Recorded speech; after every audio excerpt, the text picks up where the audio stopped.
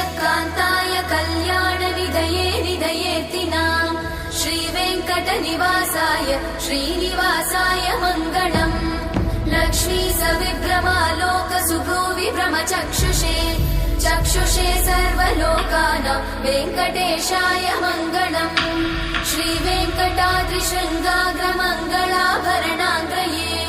मङ्गलानां निवासाय श्रीनिवासाय मङ्गलम् सर्वावयव सौन्दर्य सम्पदा सर्वचेतसां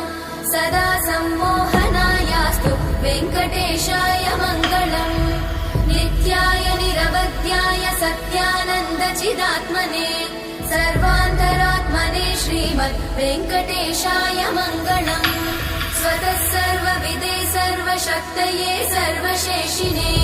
सुलभाय सुशीलाय वेङ्कटेशाय मङ्गलम्।